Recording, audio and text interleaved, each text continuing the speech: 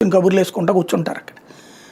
అదేది దాని పేరు ఏమంటారు, అదేదో కోడి మేక ఆట ఏదో ఉంటాయి, మేక పులి మేక ఆట అట్లాంటివి ఆడుకుంటూ సరదాగా రచ్చబండల దగ్గర అది గడిచిపోయేది జీవితం.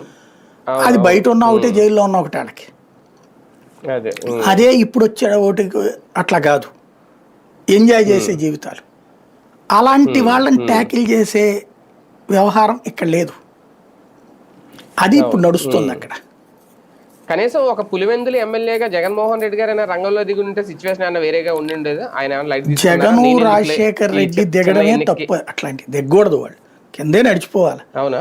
ఇంకోటి ఏంటంటే ఈ ఓటమి, ఇప్పుడు చంద్రబాబు గారు వెళ్ళారు అప్పుడు కుప్పంకి, అంటే ప్రత్యర్థి బలమైన ఎఫర్ట్ పెట్టినప్పుడు తప్పదేమో. చంద్రబాబు గారు ఏం వెళ్ళలేదుగా అప్పుడు, ప్రత్యర్థే కదా.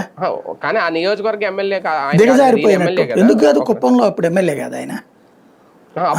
ఏదో కుప్పం వెళ్ళి కూర్చోలేదు కదా ఆయన, కూర్చుంటే దిగజారిపోయినట్టు ఉంటుంది. అప్పుడు వదిలేయాలి, అక్కడ లోకల్గానే చూసుకోగలగాలి బేసిక్. ఇంకోటి ఈయనే వెళ్ళి కనుక ఫెయిల్ అయ్యారు అనుకోండి, పరువు పోతుంది. అప్పుడు స్వయంగా జగనే వచ్చి కూర్చున్నా సరే అవ్వలేదనేది కాబట్టి ఉంటుంది అనమాట. అంటే ఇప్పుడైనా ఓకే, పరువు పోయిందా లేదని పక్కన పెడితే సొంత నియోజకవర్గంలో ఓడిపోయారు అనేది చెప్పుకుంటున్నారు కదా వీళ్ళు. మనం ఇప్పుడు ఇదేంటంటే దాన్ని ఏమంటారంటే, ఇదివరకు 2 చోట్ల ఓడిపోయాడు పవన్ అని వీళ్ళు అనలేదా?